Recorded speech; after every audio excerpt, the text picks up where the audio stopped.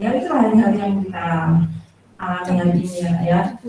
Ini Masya Allah, ya, Masya Allah. Jadi dalam setiap situasi itu, itu senang ataupun susah, itu pasti ada ilmunya, ya, pasti ada ilmunya. Dan bagi kita semua yang orang beriman harus menyikapinya dengan iman juga, gitu. Apa yang terjadi itu, sehingga kita melihatnya dengan tepat. Nah, pada hari ini saya ingin menyampaikan 10 wasiat dari seorang ulama besar, Syekh Profesor Dr. Abdul Razak bin Abdul Muhsin Al-Badr, ulama besar dari Saudi. Nah, ini sebenarnya sudah lama wasiat ini beliau sampaikan pada awal-awal wabah tahun lalu, tapi masih selalu relevan, ya, selalu relevan, maksudnya selalu bisa kita lakukan, ya, karena dia mengambil dari apa ya, yang kalau di satu kelas, Masya Allah, di dalam Al-Quran dan Sunnah, dan itu nasihat itu akan selalu berguna bagi kita.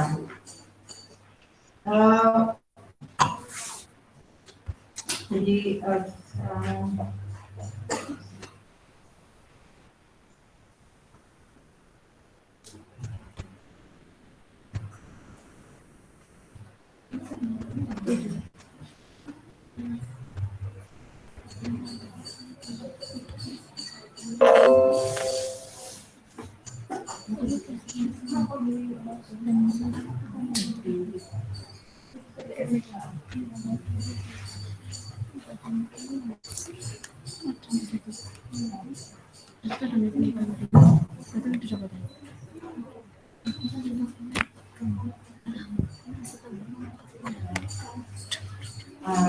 aslu wasya dikoyati minal wabah. Ya, 10 wasiat akan terhindar dari wabah.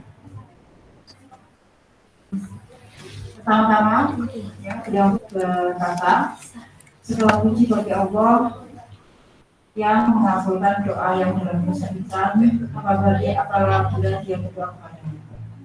Ini harus orang beriman seperti itu, ya.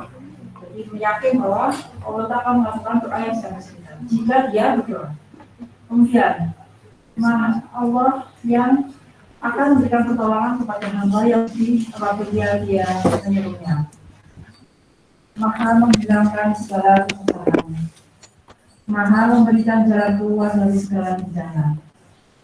Hati tidak akan hidup melainkan dengan melihatnya. Segala sesuatu tidak akan terjadi kecuali dengan izinnya. Tiada cara untuk melepaskan diri dari segala yang dibenci, melainkan dengan rahmatnya. Sesuatu pun tidak akan dapatnya jaga, melainkan dengan nikmatnya. Tak akan dicapai suatu harapan, kecuali dengan kemudahannya. Tidak dapat dicapai suatu kebahagiaan, melainkan dengan menaatinya. Asyhadu an la ilaha illallah wa asyhadu anna Muhammadan rasulullah.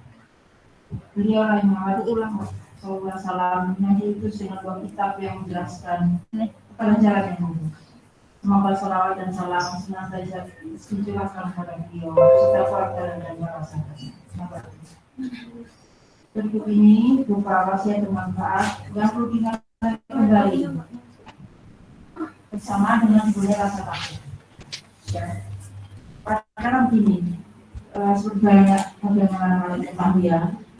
Jadi situasi ini menunjukkan orang takut, tapi kita harus punya pegangan apa yang harus kita lakukan. Itu ya nak ya.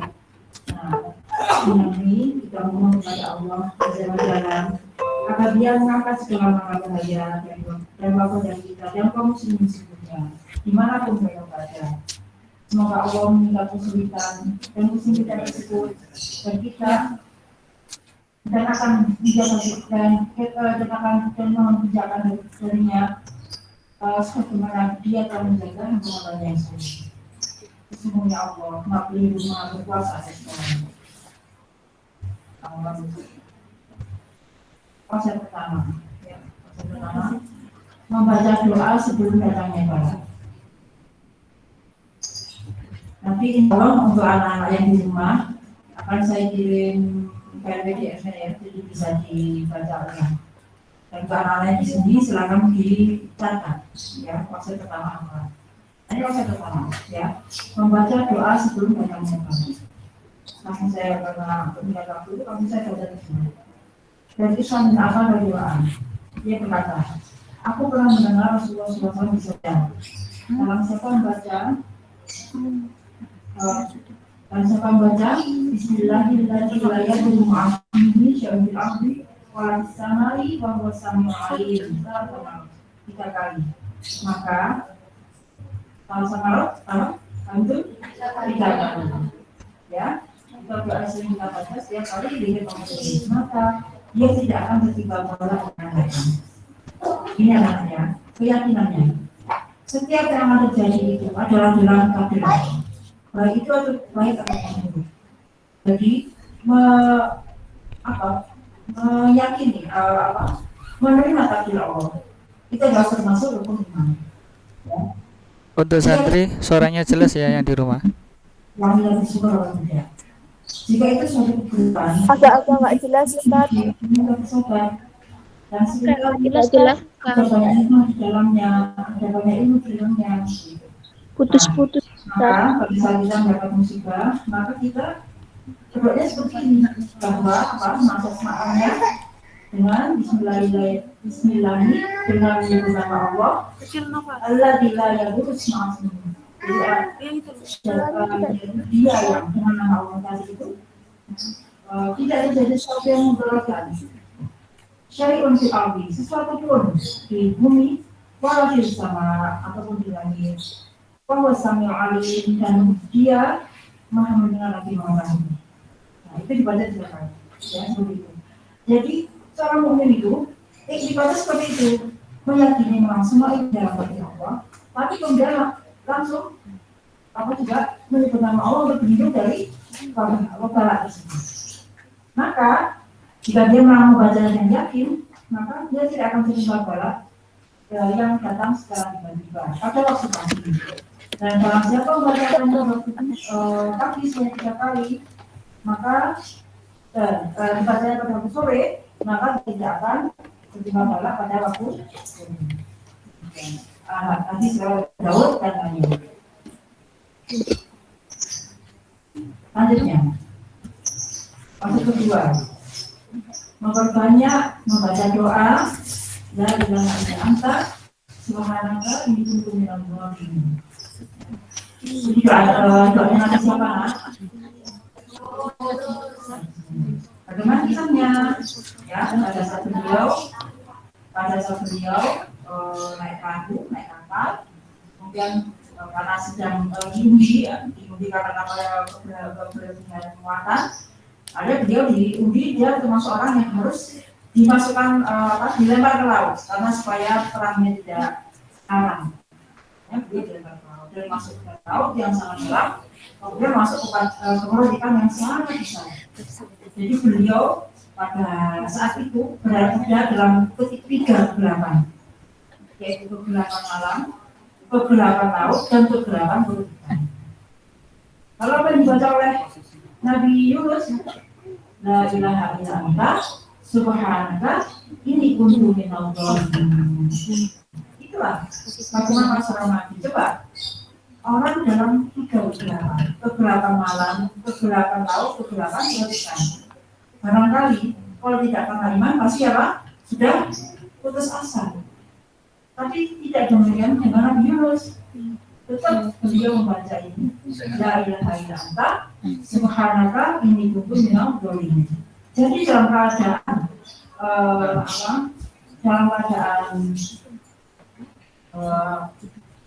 bahaya sekalipun yang kita baca tetap wajib apa? Tauhid ya, syahadat, lalu tasbih, la ilaha illa anta, tidak ada sembahan yang hak selain Engkau, subhanaka, manusia Engkau, jadi mensucikan Allah. Ini untuk minal zalim, mengakui bahwa dirinya orang zalim. Maka kami telah memperkenalkan doanya dan kami menyelamatkannya dari kesedihan. Dan demikian kan kami menyelamatkan orang-orang yang beriman. Surat Al-Anbiya ya. 87 tahun 8. Ini menunjukkan asas ya, ada seorang yang beriman ya anak, bahwa pada saat bahaya dia itu bukannya mengeluh apalagi marah-marah, tapi tetap mengatakan ini kuntu minal zalim. Jadi Al-Habib Ibnu Katsir rahimahullah mengatakan dalam tafsirnya, dan demikianlah kami menyelamatkan orang-orang beriman, yakni ketika mereka berada dalam kesulitan dan berdoa kepada kami secara inabah ya, kepada kami, maksudnya kepada Allah, ya, kembalikan semua kesulitan kepada Allah, khususnya bila mereka meniru dengan doa tersebut di saat dunia.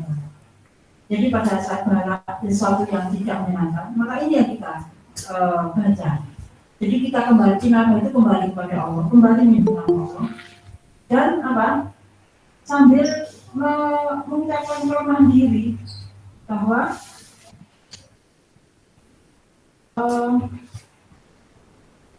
bahwa diri kita itu ada orang-orang dolim, karena bisa jadi anak-anak ya. Nah itu terjadi ya karena dosa-dosa kita, ya bisa jadi karena dosa-dosa kita. Ada tiga macam. Ada mungkin itu merupakan godaan, mungkin itu adalah teguran, atau mungkin itu adat. Oleh karena itu orang yang beriman itu akan mawas diri dan mengakui kesalahan dirinya. Jadi mengatakan apa? Subhanallah ini untuk minal zalim.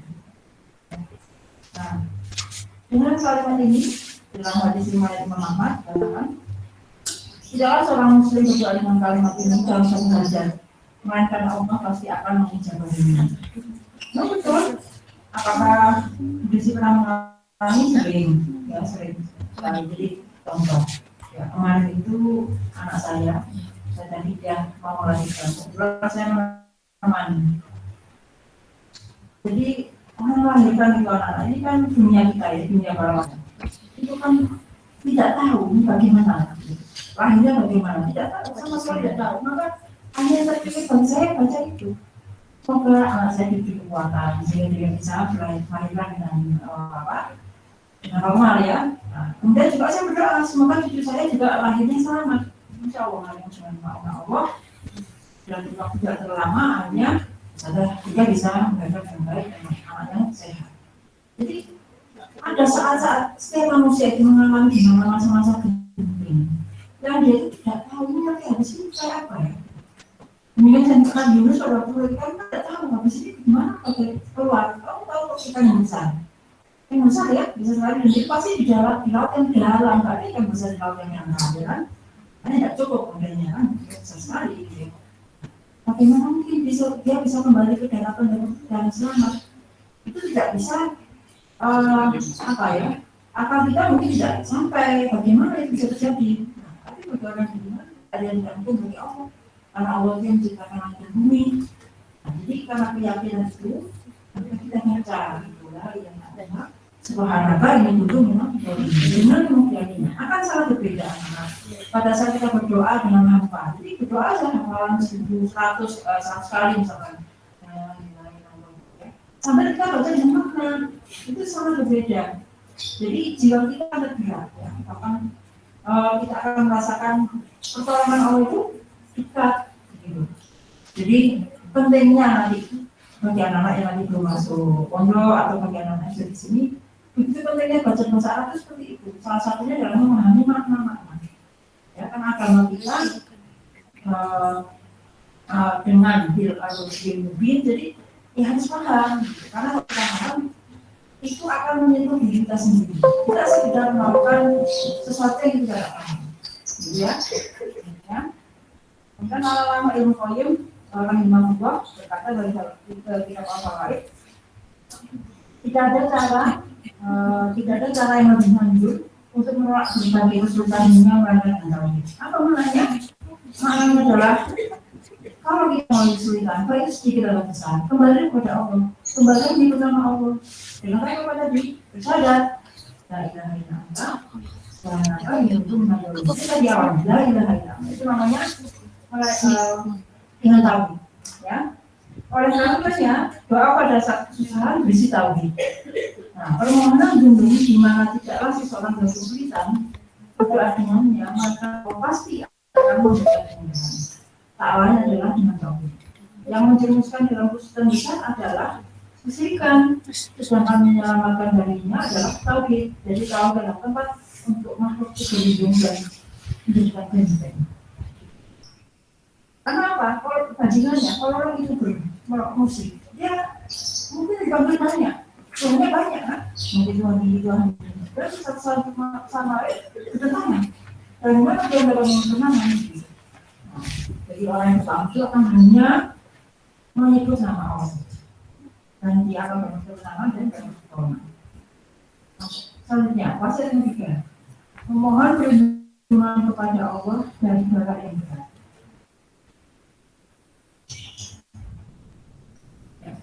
Ini merupakan apa? Saya baca saja, cepat dari Abu Hurairah radhiyallahu anhu, Rasulullah SAW terdiri dari para ikhwan, sebab kesengsaraan, tapi dan guru dan kemuliaan. Dari Abu Hurairah juga, Rasulullah SAW bersabda, mohonlah perlindungan kepada Allah dari bahaya yang buruk dan kemuliaan. Nah ini perlu saya bahas. Kita dalam waktu berdoa itu juga tidak lepas dari ikhtiar anak-anak, ikhtiar. Jadi misalkan terkait dengan apa yang kita alami hari ini, misalkan dalam COVID besar adalah keadaan COVID ini, kita mungkin melawan prokes ya, buka ya, tangan dan sebagainya itu harus dilakukan. Nah itu diawali biasanya orang beriman itu adalah dengan meminta pertolongan kepada Allah, ya. Jadi bukan menggantungkan bahwa nanti kalau tutup muka dan cuci tangan atau minum vitamin C pasti sembuh, bukan begitu. Tapi kalau orang beriman, itikadnya adalah Bismillah dengan menyebut nama Allah. Aku terus minta perlindungan kepada Allah dari bala yang berat ini dengan cara apa? Dengan cara melakukan prosedur atau tata cara yang harus dilakukan pada saat kita kenapa? Sangat berbeda ya, berbeda. Jadi yang satu ya, pendapat yang pertama tadi itu menggantungkan semata-mata kepada sebab. Apa menggantungkan sebab? Jadi menggantungkan semata-mata kepada masalah ini ya, menggantungkan kepada obat. Sehingga kalau itu tidak, misalkan aku sudah vaksinasi kok masih kena, misalkan ada satu itu kan putus asa ya. Padahal semua itu tidak hanya upaya karena Allah sendiri juga mensyariatkan bahwa jika kita itu mengharapkan sesuatu, maka kita harus melakukan amaliyahnya. Ya, kita berdoa, nah kita harus melakukan amaliyahnya. Amaliyahnya apa ya? Misalkan sekarang suruh profesi itu. Nah sekarang apakah hal ini baru sama sekali tidak? Jadi jangan dekat-dekat dengan jauh lebih berat dari yang sekarang. Kalau sekarang itu katakanlah dari 100 yang sakit ya, itu yang sebenarnya tinggal 3. Dan itu kebanyakan karena punya penyakit. Nah, kalau yang tahu ya itu waktu jadi pelajaran zaman sahabat dan bagi kita adalah orang itu kalau lagi kena gini kalau nama yang sorenya enggak, tapi bilang begini sangat kerasnya. Apa kalau dan tidak ada obatnya waktu itu, obatnya tidak ke segenap yang lain.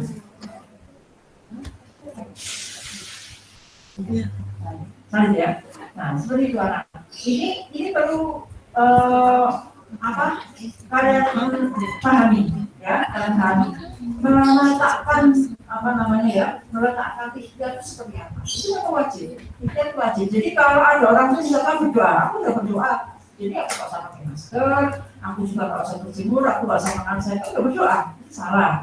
Tidak seperti itu, ya. Kita harus melakukan upaya juga, gitu ya.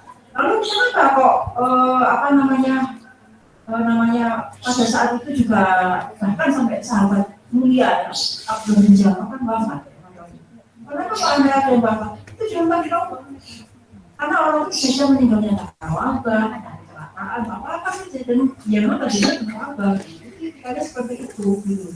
Bukan itu bukan ini sudah berusaha berhasil, bukan seperti itu. Memang seorang penerima itu harus berusaha dan akan dinilai dan akan dihargai ya upaya dan amal itu dengan pahala di dunia dan akhirat. Kalaupun akhir dari hadis itu adalah kalaupun hanya meninggal dalam waktu itu sampai di bumi sakit seperti itu. Dan ini sakit terus ya surga. Jadi memang kita itu melihatnya harus yang gimana. Kalau dalam pikiran kita itu campur-campur, sekarang ini sudah ini nggak bisa, ini masih sakit lagi, ternyata sekarang tambah parah dan seterusnya. Jadi kita semakin stres dan semakin terpuruk. Ya. Nah, akhir dari cerita Wabah Ta'un di zaman COVID tadi apa? Kalau datanglah sahabat yang lain yang dijadikan pemimpin, akhirnya beliau mendapatkan futuhat ya, mendapatkan apa namanya petunjuk sehingga beliau punya cara yang lain yang ditempuh dari periode sebelumnya. Ya, diungsikan ke tempat yang tinggi, yang panas yang tinggi sehingga saya. Alhamdulillah pas tokohnya itu bisa sembuh. Jadi kadang-kadang terjadi seperti itu anak. Jadi suatu saat apa yang dilakukan itu belum berhasil. Suatu saat baru berhasil. Dan itu bagi orang beriman tidak ada celahnya sama sekali. Ya, tidak ada celahnya sama sekali menghadapi situasi seperti itu. Selanjutnya, ya. Wasiat keempat adalah senantiasa membaca doa keluar rumah. Doa keluar rumah, Bismillahirrahmanirrahim. Ini penting, ya. Ini ya. Dengan menyebutkan Allah Bismillah itu maksudnya begini. Bismillah, ya Bismillah itu sebenarnya ada kata-kata yang maksud ya atau yang disembunyikan. Jadi misalkan saya mau makan ya Bismillah. Jadi maksudnya itu Bismillah akalku. Jadi saya mau makan dengan nama Allah. Tapi itu nggak usah disebut. Ya. Nah dengan Bismillah ini juga gitu. Kita mau berangkat kan? Nah Bismillah ini kalau Allah. Aku berdoa kepada Allah. La haula wala quwata illa billah. Nah ini maksudnya maka dikatakan padanya jika engkau telah mendapatkan petunjuk, jika telah membaca berarti ya diberi kecukupan dan penjagaan. Setan-setan itu menjauhi. Setan yang lain berkata pada yang lain. Nah kemana bisa engkau menyesatkan orang yang mendapat petunjuk, kecukupan dan penjagaan. Nah, jadi orang kalau kita punya rumah itu kan ada pagar ya nak ya, supaya apa misalkan supaya tidak ada hewan besar yang masuk misalkan. Nah, manusia juga ada pagarnya. Apa pagarnya? Dengan baca doa. Maka setan-setan yang kita tidak bisa melihat itu, tapi mereka bisa melihat kita pada saat kita berjalan doa apa? Mereka tidak bisa mengganggunya. Kenapa? Karena apa? Kalau baca doa itu maka Allah sudah akan memberi petunjuk, memberi kecukupan dan memberi penjagaan. Maka setan berniat itu. Jadi ini apa kaitannya dengan apa namanya penyakit gitu ya. Begini anak. Jadi virus corona ya katakanlah itu apa sih gitu ya? Itu apa? Ini makhluknya kecil banget ya. Kalau kamu ingin tahu makhluknya sebenarnya kecil banget. Jadi makhluk yang besar misalkan sapi, ya, makhluk yang besar. Makhluk yang kecil cacing ya. Lebih kecil lagi kutu ya. Lebih kecil lagi apa? Jamur. Loh, jamur yang gede itu jamur kuping, ada jamur kecil. Misalkan ya, jamur yang tumbuh di orang yang sakit kulit, ya gitu. Itu jamur juga. Atau kalian ada titik-titik di makanan yang hitam, itu juga jamur. Nah itu ada yang lebih kecil namanya bakteri. Ada lagi yang lebih kecil lagi, nah itu namanya virus. Nah, virus itu tidak bisa kelihatan. Kalau dia punya di mana tempatnya di mana-mana, di darat ada, pohon-pohon ada, di sungai ada, di tempat-tempat ada. Terus virusnya berapa macam? Banyak macam, ya, macam-macam, gitu ya. Nah, lalu berarti setiap hari kita hidup virus dong? Iya, setiap hari kita hidup virus, ya. Istilahnya juga ada virus. Nah, jadi lalu bagaimana? Ya itu tadi bagaimana sesuatu makhluk ini yang sebenarnya awalnya itu tidak berbahaya. Lalu kenapa dia menjadi berbahaya? Lalu kenapa dia menyerang manusia? Nah ini disebut galaknya itu, ya. Karena sebenarnya virusnya tidak ada dari lama. Tapi kenapa dia jadi ganas lah ya, ganas masuk ke tubuh manusia, masuk ke dalam sel dan sebagainya. Kenapa itu semua terjadi? Itulah galaknya. Tapi satu hal, semua makhluk dari yang besar, ya sampai yang kecil. Apa paling besar? Langit dan bumi. semua itu adalah sujud kepada Allah. Apa buktinya sekarang? Cacing. Karena ada yang memberi makan cacing. Apa makanannya? Ya makannya di mana? Nah, dia bertasbih dengan seperti itu. Ya, jadi dia ada hamba Allah, diciptakan Allah, dia berarti dari Allah, dia bertasbih kepada Allah. Dan dia bukan makhluk yang namanya corona ini, virus COVID-19 ini ya, COVID-19 itu juga makhluk Allah. Apakah dia itu kepada Allah dulu? Kalau kenapa dia menjadi ganas itu juga adalah sunatullah. Tapi apa sebabnya tidak? Tidak persis. Tapi sebagai orang beriman, apa tadi? La ilaha illa anta subhanaka inni kuntu minadz dzalimin.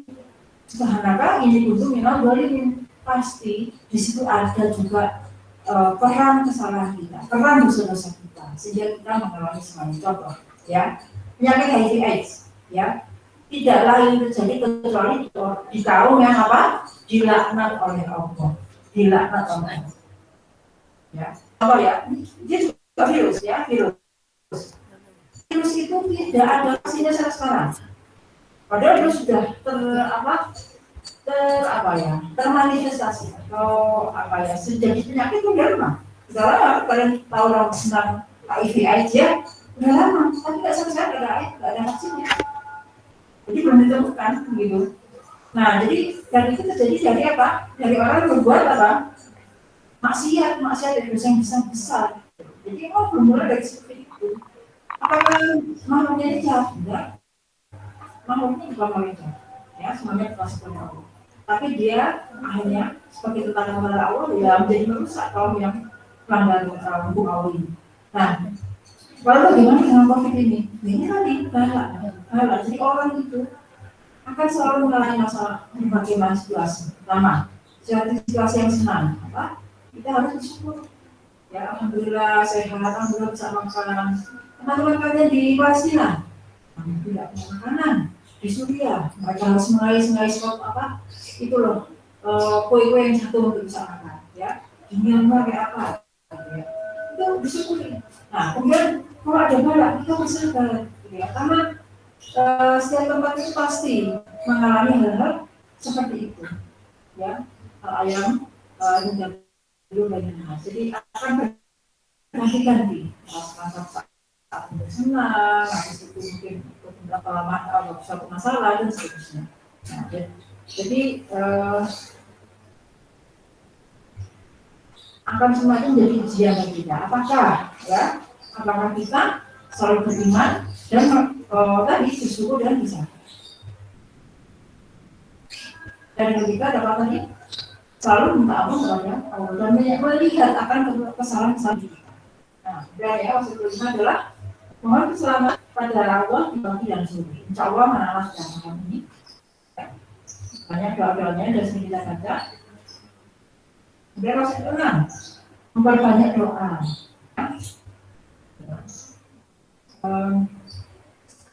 Di rumah Rasulullah SAW bersabda, siapa yang telah dibukakan baginya dari jalan pintu doa, maka telah dibukakannya pintu rahmat.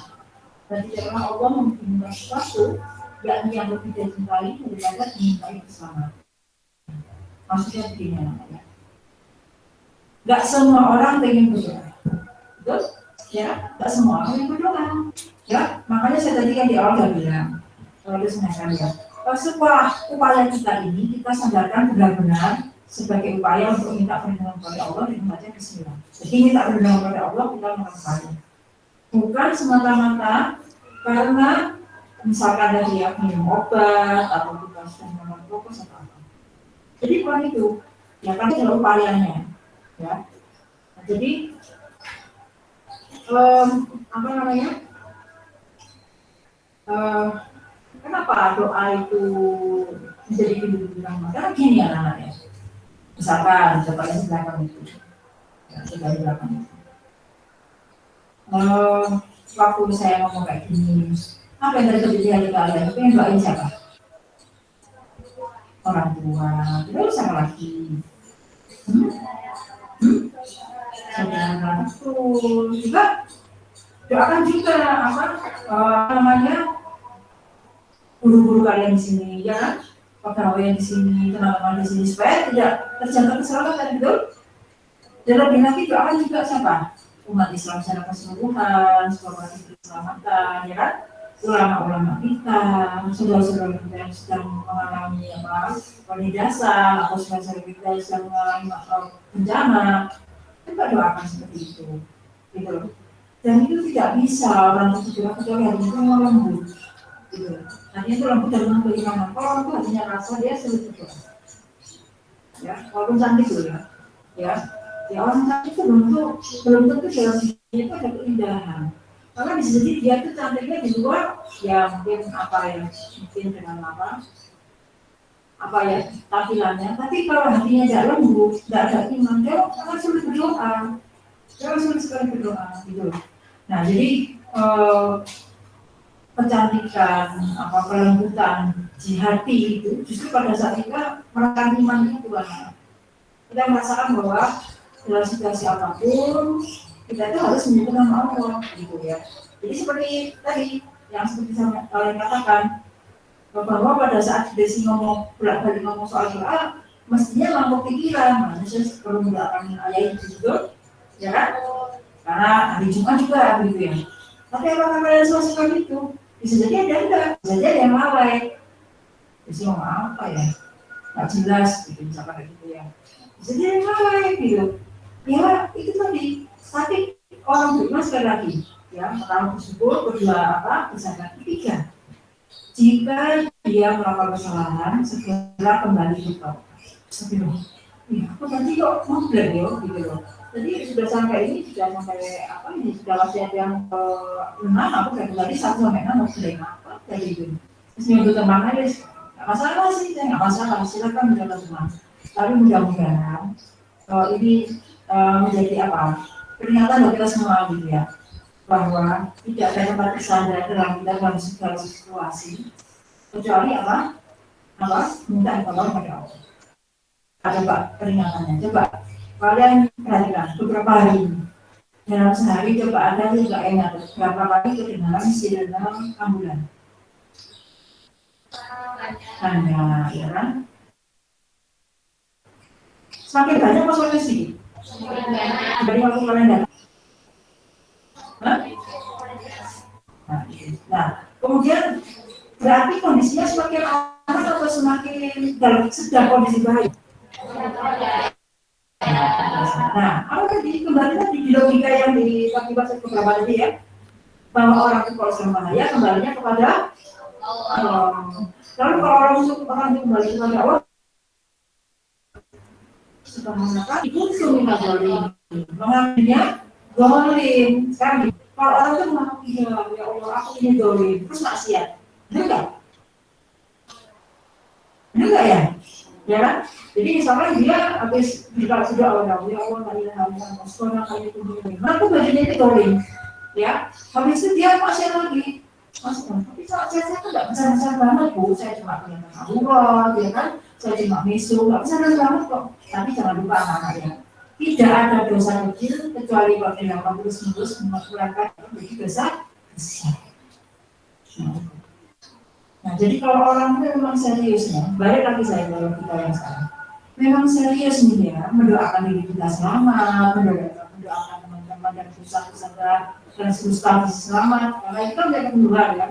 Jadi semoga kita semua dijaga Allah, mendoakan di rumah, maka mestinya kelakuannya gimana nih? Benar nggak? Yang benar kan mestinya kelakuan, ya kan? Pertama kan udah minta ampun pada kebiasaan lalu, dan seharusnya kalau minta ampun itu kan sekarang gini. Lo bayangkan orang minta ampun itu kayak apa? Misalkan ada orang narkoba ditangkap polisi, terus dia mau di botol, terus dia bilang ampun pak, kira-kira kalau gue sanksinya gimana? Saya habis ini mau nggak ngulangi lagi, gitu kan? Betul kan? Ya kan? Pak bilang gitu.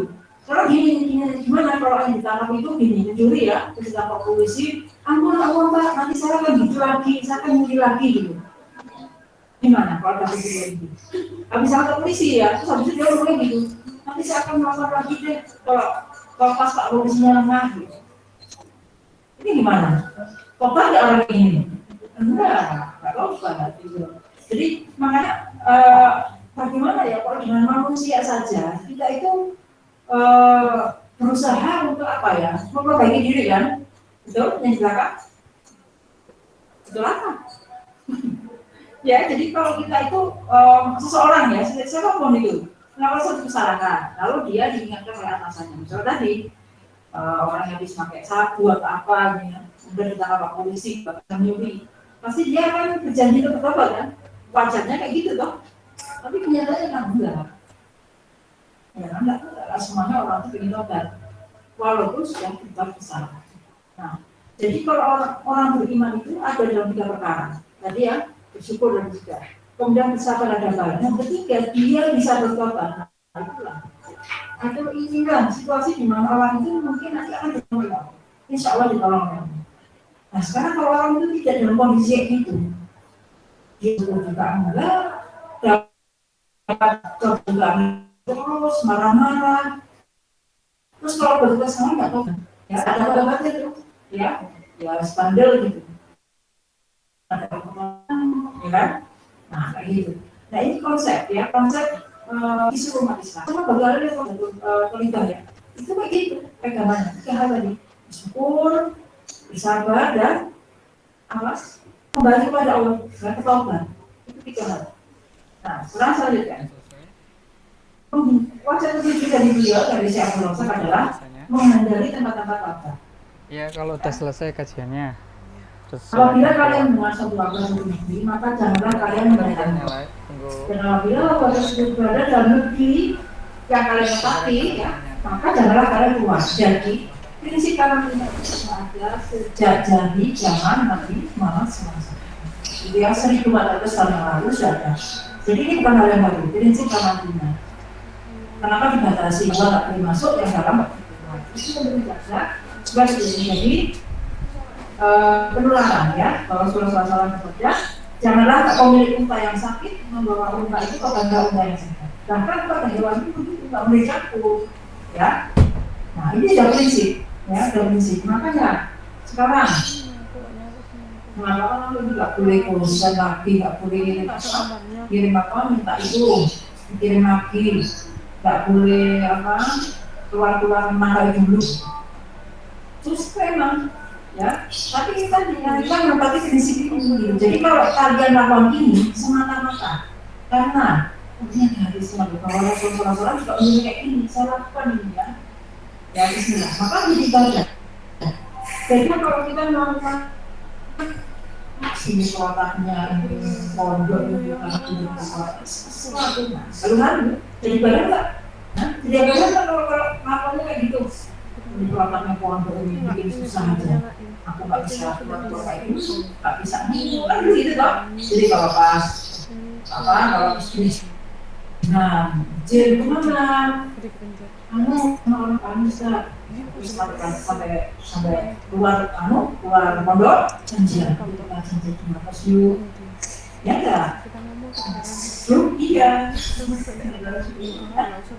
ya tapi ya ternyata di tempat-tempat itu yang sangat kan ditutup ya kan dan banyak pakar yang mengatakan di tempat-tempat itu tapi jadi penularan gitu bukan di masjid kalau di masjid sudah berbuku ya sudah berbuku dilakukan di mall mana tahu kalau dari mana dari dua maksiat atau nggak tahu gitu ya kan nah jadi coba layak sesungguhnya agama Islam itu gimana kalau kita melaksanakan hal ikhlas jadi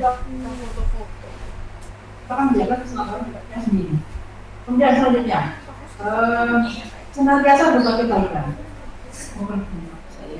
Senantiasa berbagi kebaikan ya. Dari Anas Al-Quran, dia berkata, Rasulullah SAW berkata, perbuatan yang baik dapat menghindarkan diri dari kematian yang berbagai penyakit dan bencana. Orang yang berbuat kebaikan di dunia akan dibalas dengan kebaikan di akhirat. Ibnu Qayyim rahimahullah berkata, di antara cara paling manjur dalam memberantas penyakit adalah berbuat kebaikan, berzikir, berdoa, rendah hati, bersungguh-sungguh dan tulisannya Allah tidak tahu. Beberapa amalan ini memiliki pengaruh yang lebih besar dan dalam menolak berbagai penyakit dan dapat mendapatkan kesembuhan dari berbagai penyakit. Hanya saja manfaatnya tentu tergantung pada kesiapan jiwa, penerimaan dan kehidupan.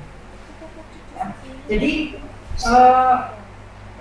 banyak orang itu yang akhirnya melakukan upaya dia sembuh itu dari yang sadar. Karena dulu itu viral ya, waktu COVID yang pertama, kalau pertama itu ada seorang yang sakit, dia itu menghidupkan istrinya ya, mensedekahkan seluruh harta, sudah diberi semua sama Allah. Karena seperti ini banyak sebenarnya dia. Tapi kembali lagi kepada kesiapan jiwa, penerimaan dan kita keikhlasannya, ya, ikhlas seseorang itu. Lalu saya gimana? Saya nggak punya harta, ya saya hanya seorang wanita. Tuh, banyak loh.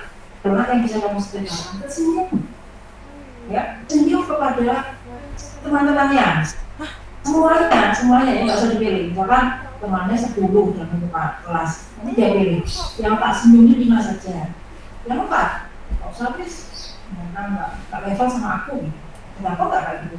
Cara mikir ya, setelah enggak, itu kedoliman makanya, kedoliman ya, dan kedoliman itu kita kedoliman belum ada ya bagi apa? Jadi orang itu berdolim, apa dia dolim? Dia nyakitin orang lain kan? Nah, aku kan aku belajar waktu itu belakang ini kan. Tapi beda kalau orang itu mikirnya masuk kelas Assalamualaikum, ya sendiri semua teman. Dan bukan salah, kan benar-benar salah. Salah pak, aku nggak pakai tinggal kalian yang pakai sama. Benar-benar gitu, ya kan? Nah, nanti kan nggak mungkin bahwa habis kita kesalahan yang ucapan doa tadi terus dia itu ngomongnya kasar gitu. Itu apa? Ada mungkin. Mana ada. Jadi kalau kita kalau misalkan bahasa Arab yang gede-gede itu insya Allah kata-kata yang indah, kata-kata yang bermakna ya. Karena saya kan tahu misalnya dalam bahasa Arab, benar ya? Belum tahu ya? Oh belum pernah tahu ya. Jadi bahasa Arab yang kita bahas di sini soal yang besar. Tidak ada kata-kata yang asyik, ada yang kata lembut aja, ya. Jadi berarti kalau pemisuhan tadi itu ya, kata-kata keras atau kata-kata apa ya yang nyakitin itu ya, nyakitin bagi yang dikenal, maksudnya yang dituju dari kata itu atau mendengar, itu pasti dari bahasa yang lain yang bukan dari bahasa Al-Quran dan Sunnah, gitu.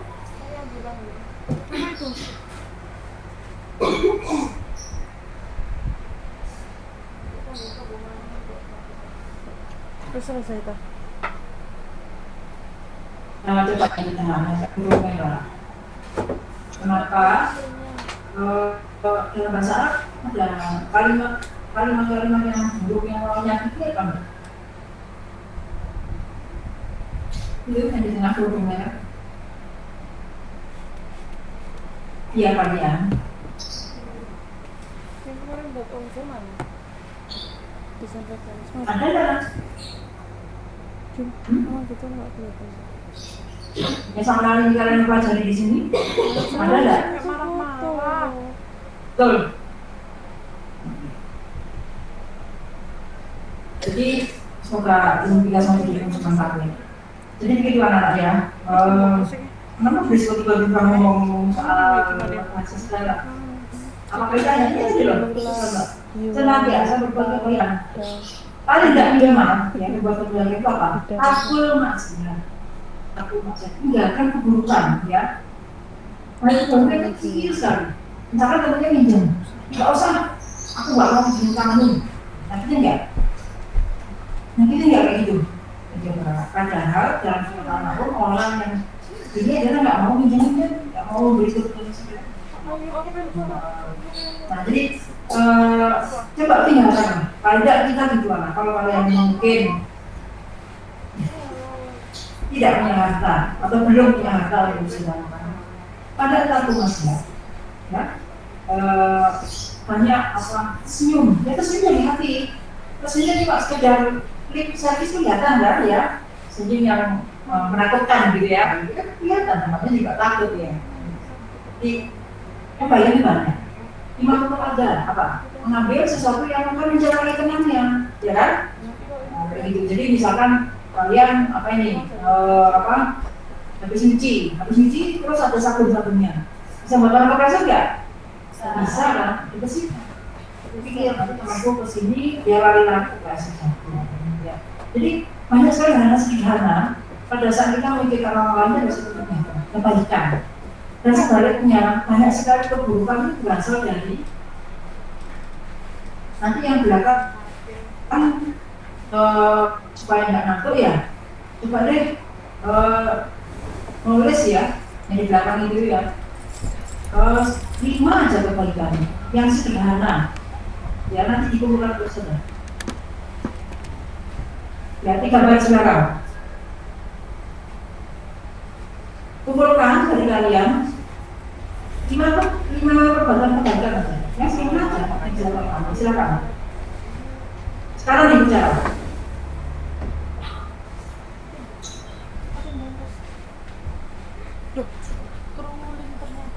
ya, silakan sekarang ditulis.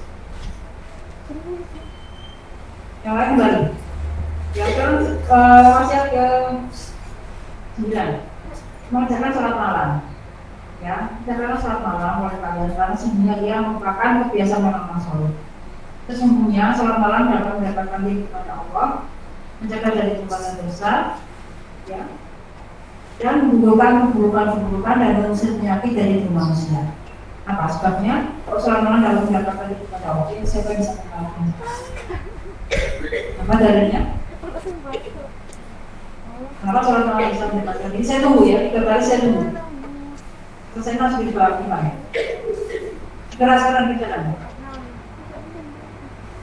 Gimana yang lain? Apa dalilnya? Karena sholat malam itu bisa merupakan kebiasaan orang soleh dan mendekatkan diri kepada Allah. Mencegah dari dosa, jadi cepatnya kita ampun. Di 9, surat apa nak? Ya, silakan baca. Gimana ya?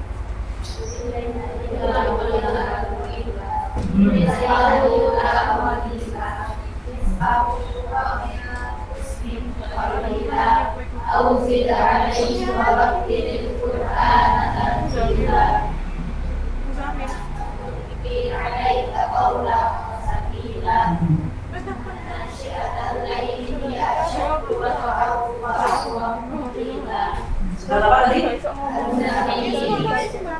Ya, dengar ya anak yang di rumah ya, selamat. Itu sudah semua banyak semua solusi masalah kita hari ini sudah ada. Bahkan sejak lagi masalah hidup ya sudah diberi kita ya. Nah ini yang terakhir ya, terakhir menutup tempat makanan dan minuman. Nah ini kalian dan saya sendiri harus sangat lalaikan lagi ya. Kenapa?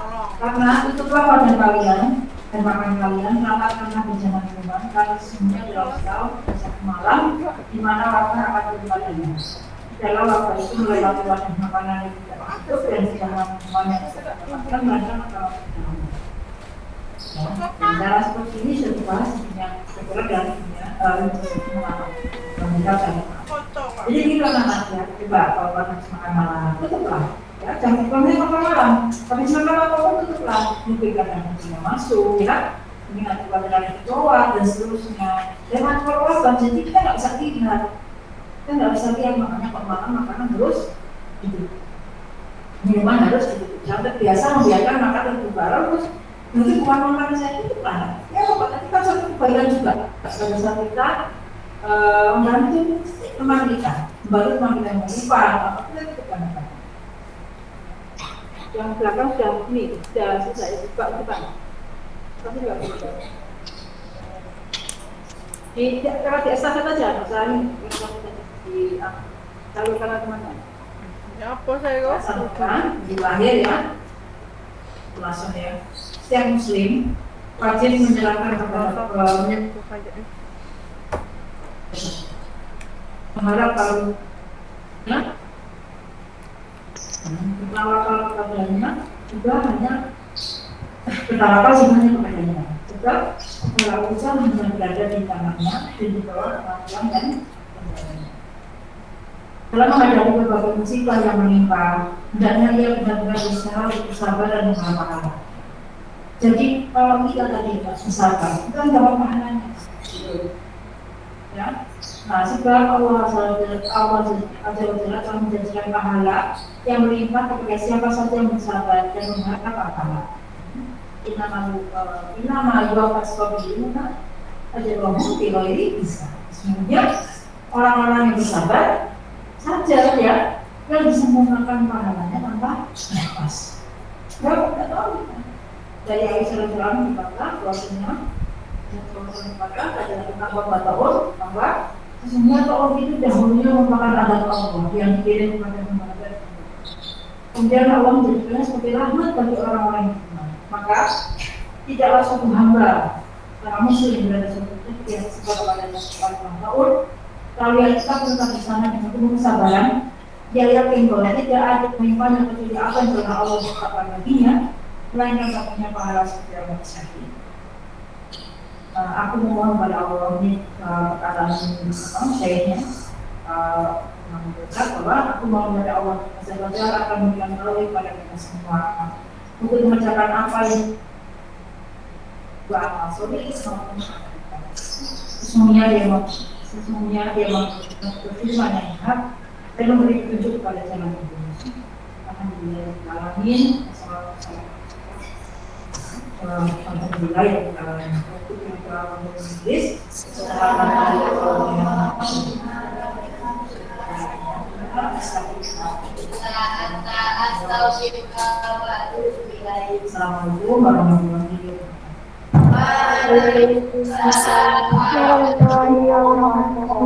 Assalamualaikum warahmatullahi wabarakatuh.